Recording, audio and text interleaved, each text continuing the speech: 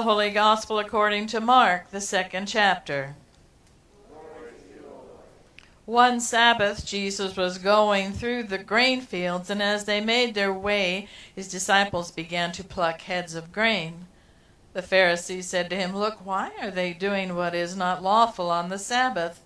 And Jesus said to them, "Have you never read what David did when he and his companions were hungry and in need of food?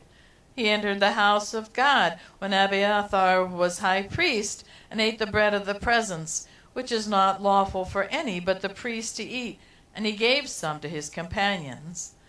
Then he said to them, the Sabbath was made for humankind, and not humankind for the Sabbath. So the Son of Man is Lord even of the Sabbath." Again he entered the synagogue, and a man was there who had a withered hand. They watched him to see whether he would cure him on the Sabbath, so that they might accuse him. And he said to the man who had the withered hand, "Come forward." Then he said to them, "Is it lawful to do good or to do harm on the Sabbath, to save life or to kill?" But they were silent. He looked around them with anger. He was grieved at their hardness of heart, and said to the man, "Stretch out your hand." He stretched it out, and his hand was restored. The Pharisees went out and immediately conspired with the Herodians against Jesus and how to destroy him. The Gospel of the Lord. Praise to you, O Christ. So I need your memories this morning. No, this isn't short-term memory. This is long-term memory. So this sticks with you. And what was Sunday like for you when you were younger? Sunday school, church, Luther League, roller skating. And I was thinking about, did I know about any restrictions? Maybe just please stay clean in your Sunday clothes. Right? You know, my gloves, remember gloves? Always filthy. Always dirty. Huh? No stores were open. Oh, no working. Yeah, the little... And then so there was kind of that was there. And then some of the states also enacted blue laws. Anybody live where they had blue laws? Jersey. Pennsylvania. Mississippi. And that I wasn't used to those till I was visiting my sister in Texas, and I thought, what do you mean I can't buy this? It was just weird. And so I got kind of curious, the blue laws, you know. And so, I mean, pretty much a lot of it seemed to be about no banning alcohol and car buying and hunting on Sundays. And I kind of got the alcohol and hunting thing, you know. Those are not good mixes. But I wasn't sure about the car buying. I thought, you know, okay. But on Sundays, well, I can remember I'm in my 20s, and I'm not going to church at that point in my life. And I was staying with my in-laws. I was going to summer school at UNCG, and they went off to church, and I thought, well, I'll just help them out, and I'll go mow the lawn. See, you didn't mention that one. And they pull back in the driveway, and I'm still mowing, and my father-in-law comes and just turns off the mower, puts it in the garage. The lawn's not done. And my mother-in-law's like, we don't mow on Sunday. And I didn't know that. I mean, when I lived in New Mexico, you just didn't start the mower early if you didn't hear other mowers, you know, so that people were sleeping late. But this was, no, we don't do that work on Sunday. And so, you know, apologized, didn't know this was how it worked and that. So, but I'll be honest, there's a part of me, you know, because it was about work, and there was a part of me I kind of puzzled at, you know how you are in your 20s. I thought, why is it okay for my father-in-law to watch hours of golf on TV, but my mother-in-law still has to cook lunch, still had to cook dinner, and run some laundry? And I went, I'm confused. Help me understand this.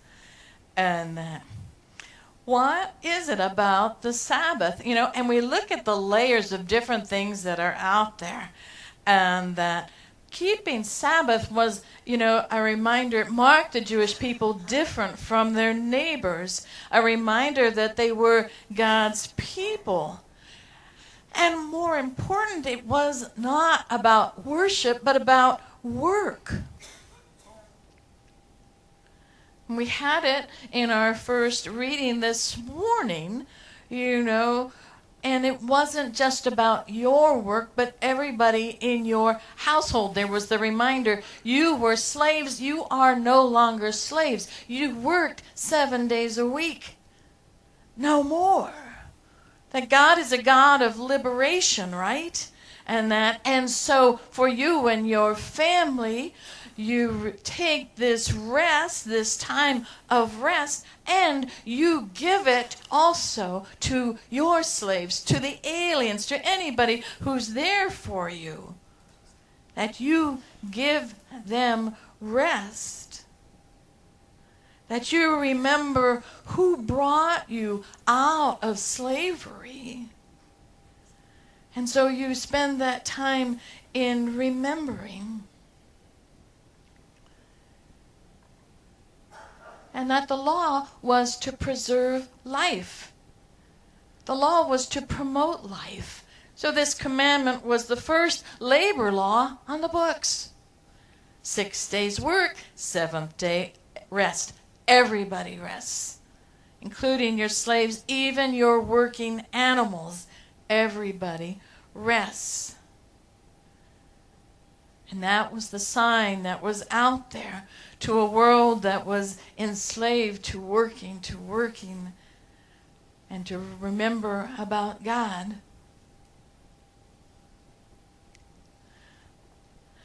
We're back in the Gospel of Mark. We've been away from it for a while, and we're in the 2nd chapter of Mark. And there's this little piece right before today's reading that we don't get to hear, but it's probably in those long-term memories. And that when Jesus said, no one sews a piece of unshrunk cloth on an old cloak. Otherwise, the patch is going to pull away from it, the new from the old, and a worse tear is made. And you don't put new wine into old wineskins. The wine will burst the skins. The wine's going to be lost, and so are the skins. But you put new wine into fresh wineskins. And when Jesus is lifting this up, he's talking about, the new and the old don't mix. That people shouldn't be surprised when you put it together that you don't have good results. And that Jesus is bringing something new, that he's bringing God's kingdom as God's vision. And Jesus knows what that vision is. And that it was a time now to be starting to be working, to be looking forward to the new things that God was doing. It kind of reminds me of visiting my mom one time. And so I'm helping my mom, we've been doing laundry and so I'm taking, helping her with the towels, and I'm folding the towels, and I'm doing this, and I'm putting it. My mom looks at me and says, "Who taught you to fold towels that way?" I'm like, "You did." She says, "I don't fold them that way anymore. I do them this way." Oh. So I thought, well, there goes all that learning. I'm kind of like, well, who taught her that?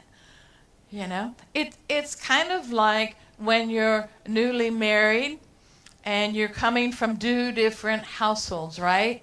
And you're learning how things go, kind of like that. We'll go right to the toilet paper.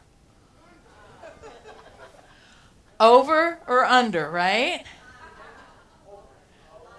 See, you already got the opinion of... And it's what you learned, right? That's kind of what I thought too, till my mom messed me up with the towel. But it's those system things, and sometimes there's no rhyme or reason for it. It's kind of what we've been taught.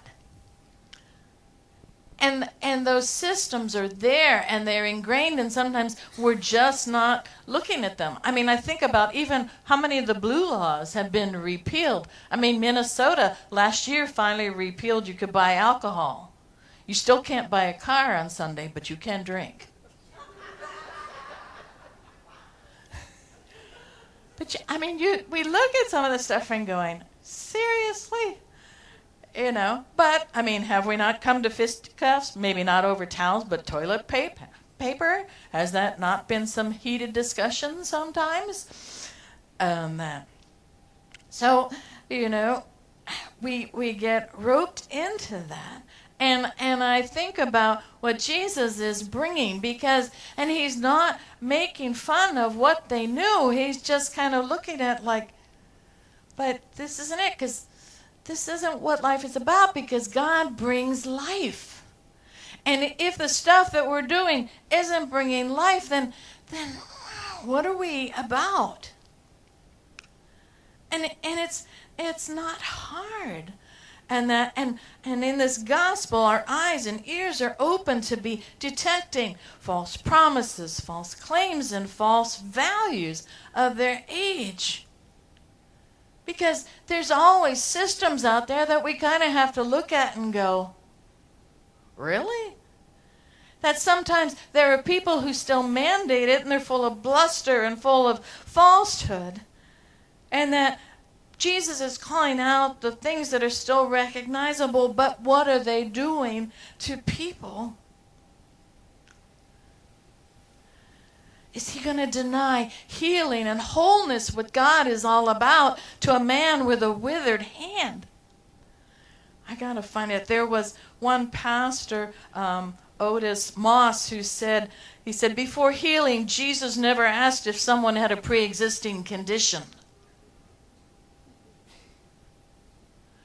That this is life, this is resurrection life, and this is what Jesus is reminding us of what God, his Father, our Father, is all about.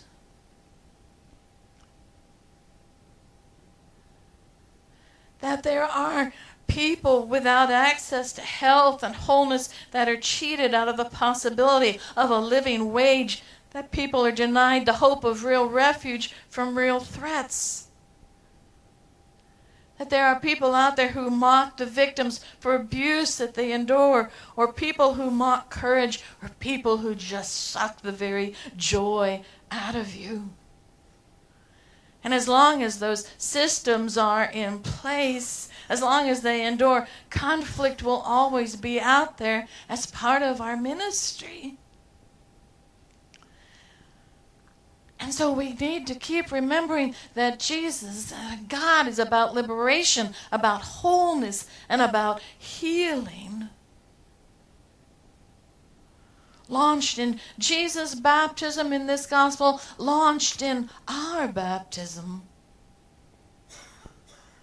That when we look at Sabbath as Jesus and God looks at it, that observing it, it's not optional, because we need to be looking around to see who needs rest. That we need to be looking at who is in need of life. That we need to keep the Sabbath, to be reminded that without it, it's just too easy to give up, to go and give up on fighting for those for whom life has been taken away. And we keep the Sabbath for ongoing resistance to fight God's fight, that we are visible, that Jesus is visible in our lives. And it's hard. It's hard work these days to be looking for those. And it's hard to be persisting to be persisting in acting with love and life in mind when day after day, when the face of hate and fear tries to have the upper hand. So we need to be reawakened to Sabbath. We need to be told again and again that it's not just for our well-being, but for the abundant life for the other. Because if we keep Sabbath, if we believe in freedom, we don't get to overlook those whose lives are threatened in a daily basis. If we keep the Sabbath, we don't get to pass over the lives of others who are being stripped of their dignity and their worth. That if we keep the Sabbath, we don't say, you get abundant life. You don't. To remain tireless and relentless and persistent in our pursuit of life for everyone is hard work. And that's why God says to rest this day so that you may be about my work the other 6. So that life is holy for all, dear hearts. For all. God is doing resurrection over and over again. And we are invited to be a part of that journey. Amen.